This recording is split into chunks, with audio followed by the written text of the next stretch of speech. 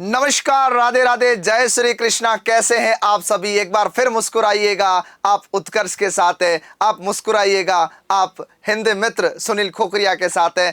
तो प्यारे विद्यार्थियों, रीठ रीठ रीठ जो एक गूंज कहीं सुननी शुरू की थी और कल उससे फाइनली आप मिलने वाले हो। प्यारे विद्यार्थियों, बने रहे इस छोटे से सत्र में जिसमें अपन चर्चा करने वाले हैं कि हम कैसे पेपर को अटेंड करें, किस प्रकार हमें जो है प्रश्नों को हल करना है, पेपर का कौन सा पोर्शन पहले करना है, कौन सा पोर्शन बाद में करना है। और इन तमाम चीज़ों को लेकर के मैं आपके साथ में आगे कुछ चर्चा करने वाला हूं। प्यारे विद्यार्थियों, रीठ एक परीक्षा नहीं है, रीठ एक भावनाओं का सैलाब है, रीठ एक परीक्षा नहीं है, उस सवाल का जवाब है जिसने कहा था तुमसे नहीं होगा।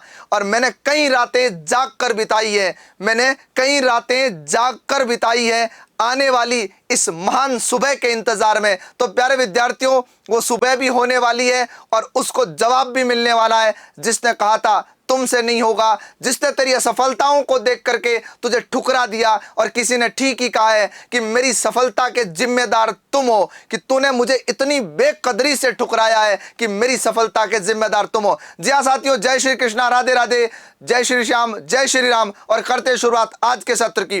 प्यारे विद्यार्थियों, सबसे पहला सवाल कि सर एग्जाम में जब बैठेंगे तो एग्जाम से पहले डर सता रहा है, एग्जाम से पहले पेपर का पैटर्न कैसा रहने वाला है, किस प्रकार के प्रश्न हमसे मुखातिब होने वाले हैं। तो प्यारे विद्यार्थियों, पेपर का लेवल कैसा रहने वाला है ये एक अनुमान मात्र है। पेपर हाथ में आने के बाद ही पता चलेगा पेपर का लेवल क्या है। लेकिन मेरा अनुभव कहता है औसत पेपर आने वाला है। लेकिन हम पेपर को शुरू कहां से करें, क्योंकि पेपर अटेंड करना भी अपने आप में एक कला होती है, ये ध्यान रखिएगा। पेपर अटेंड करना अपने आप में एक कला होती है। कई बार बहुत अच्छी तैयारी के बाद भी हम वो चीजें नहीं कर पाते एग्जाम हॉल में जो शायद हमें आती थी। तो इन तमाम चीजों पर चर्चा करूंगा।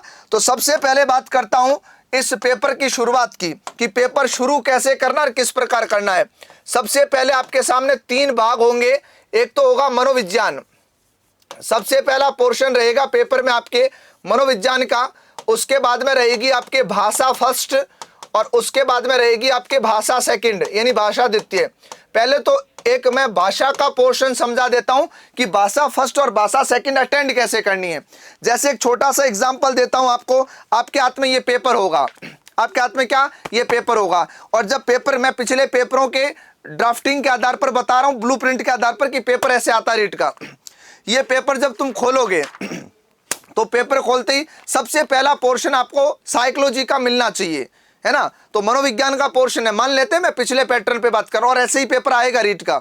तो ये उसके बाद में जैसे ही साइको के 30 सवाल पूरे हो जाएंगे तो उसके बाद में हिंदी आएगी, उसके बाद संस्कृत आएगी, उसके बाद में आपके उर्दू आएगी, उसके बाद में गुजराती होगी, पंजाबी होगी, सिंधी होगी। ये इतनी सारी ऐसे भाषाएं रहेगी। तो जिसकी फर्स्ट लैंग्वेज हिंदी है वो साइको के ठीक बाद वाली हिंदी को अटेंड करेगा। उसके बाद में जिसकी सेकंड लैंग्वेज संस्कृत या सिंधी, गुजराती, पंजाबी जो भी है, तो ऐसा नहीं है कि हिंदी के ठीक बाद वाली संस्कृत अटेंड कर ले, नहीं। फिर वो भाषाओं का अनुक्रम पूरा हो जाएगा, फिर लिखा आएगा ऊपर भाषा द्वितीय, सेकंड लैंग्वेज वो अटेंड करें। जहां पर जैसे मान लेते हैं एक विद्यार्थी के भाषा फर्स्ट हिंदी है और लैंग्वेज सेकंड जो है वो संस्कृत या इंग्लिश में से है। मतलब राजस्थान में अमूमन तौर पर बच्चों की 2 भाषाएं हैं। बाकी देखो, किसी के गुजराती भी है, किसी के और भी कुछ भाषाएं हैं, ध्यान रखिएगा, है, कोई पंजाबी का भी है। तो आप जब सेकंड लैंग्वेज अटेंड करना शुरू करो तो पेपर के ऊपर ये जरूर चेक करना कि मैं संस्कृत अटेंड कर रहा हूं तो संस्कृत के ऊपर लैंग्वेज सेकंड लिखा हुआ है कि नहीं लिखा हुआ है। मैं लैंग्वेज फर्स्ट मेरी हिंदी है, फॉर्म में फिल की हुई, तो उसमें हिंदी के ऊपर जो है वो भाषा प्रथम लिखा हुआ कि नहीं लिखा हुआ है, वो जरूर चेक करना। उसके बाद में ही पेपर अटेंड करना शुरू करना, ये ध्यान रखिएगा। अब सर पेपर की शुरुआत कहां से करें? तो मैं ये मानता हूं आप मेरे साथ लाखों बच्चे मुझसे जुड़े रहे इस बार। मैंने प्रत्यक्ष और अप्रत्यक्ष रूप से जितना मुझसे हो पाया मैंने तुमसे जो है लेके हिंदी की चर्चा की है। तो जहां तक मैं मानता हूं आपकी हिंदी की तैयारी नहीं, पूरे पेपर की तैयारी बहुत अच्छी है।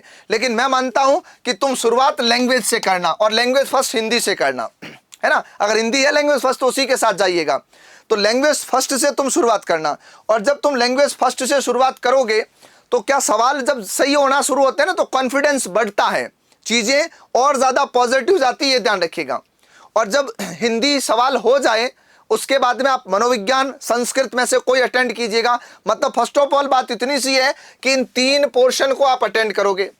अब आप अटेंड कर रहे हो, उसके बाद में आप अपने सब्जेक्ट के भाग में जाओगे, चाहे वो लेवल फर्स्ट के बच्चे मैथ्स के साथ पर्यावरण के साथ जा रहे हैं, एसएसटी के बच्चे जीके के साथ जा रहे हैं, सेकंड लेवल साइंस मैथ्स के बच्चे जो है वो आपके अपने विषय के पोर्शन में जा रहे हैं।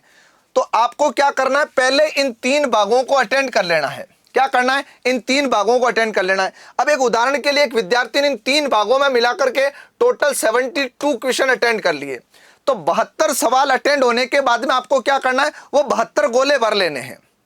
एक सवाल करके एक गोला नहीं भरना, टाइम ज्यादा जाता है। 72 सवाल के गोले भर देने। डबल डिप का जो सवाल होता है, क्या होता है, डबल डिप का जो सवाल होता है, जैसे तुम्हें लग रहा है ए या सी में से कोई एक आंसर होगा, उस पर गोला करके छोड़ दो और जब वापस अटेंड करने जाओ, तो मैं मेरा अनुभव बता रहा हूं, ये ध्यान रखिएगा। जो मुझे ठीक लगता है, मुझे लगता है ऐसा करने पर ऐसा होता है, तो ए और सी डबल डिप में जाते हो, तो अगर तुमने पहली बार अटेंड करते हुए ए पे क्लिक किया है तो संभावित उत्तर ए ही रखिएगा। बाकी आपका विवेक वहां काम आएगा, वहां तुम डील करोगे, उसके हिसाब से देख लेना। लेकिन डबल डिप के सवाल ये 72 गोले करने के बाद फिर तुम सब्जेक्ट में जाना, जो 60 सवाल तुम्हारे विषयगत बचे हुए उनको अटेंड करना। उनमें से बात करें तो 60 प्रश्न में से मान लिया कि आपने 43 क्वेश्चंस अटेंड कर लिए, अब अपने अनुमान से वो सही थे, हमने अटेंड कर लिए, इन 43 के गोले काले करो। अब पेपर का राउंड नंबर 2 घुमाओ। राउंड नंबर 2 में डबल डिप के सवाल करने हैं। क्या करने, डबल डिप के सवाल करने, जहां पर 2 ऑप्शन में तुम फंसे हो, और उसके बाद में जो चीजें बच रही है उनको लेके अटेंड कर लेना है। अब कई बच्चों के दिमाग में था सर नेगेटिव मार्किंग होगी क्या, नेगेटिव मार्किंग रीट में नहीं है।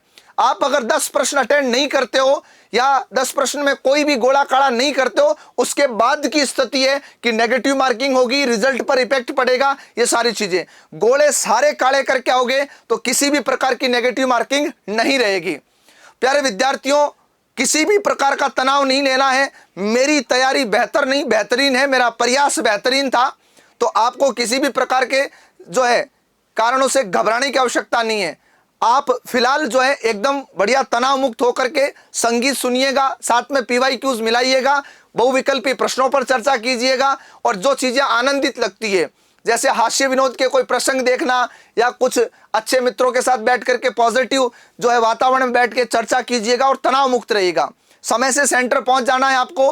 खूब सारी शुभकामनाएं मेरी तरफ से, उत्कर्ष परिवार की तरफ से। और आखिरी समय में जाते जाते इतना ही कहूंगा कि मैंने मेरे विषय और उत्कर्ष ने पूरा टीचिंग जो स्टाफ रहा है, चाहे वो नॉन टीचिंग रहा है, हम सब ने हमारी तरफ से जितना श्रेष्ठ हो सकता था वो प्रयास किया। हर शिक्षक ने अपनी अनुभव की जो है ज्वाला को आपके साथ प्रज्वलित किया है। हर शिक्षक ने वो प्रयास किया है कि आपके घर में नौकरी रूपी सफलता का आयाम स्थापित हो। हमने हमारी तरफ से श्रेष्ठ का प्रयास किया है। उत्कर्ष विद्यार्थी हित में हमेशा रहेगा। तो आशा अपेक्षा कि बहुत जल्द यानी 27 की शाम आपके साथ फिर मुलाकात हो सकती है, या फिर जब भी पेपर विश्लेषण होगा तब लेके बात करेंगे। बहुत सारी शुभकामनाएं आशीर्वाद के साथ मैं लेता हूं तुमसे विदा। मुस्कुराते रहिएगा, मस्त रहिएगा, क्योंकि तुम्हारी तैयारी शानदार है। Good luck all of you. खूब सारा प्यार, आशीर्वाद, धन्यवाद।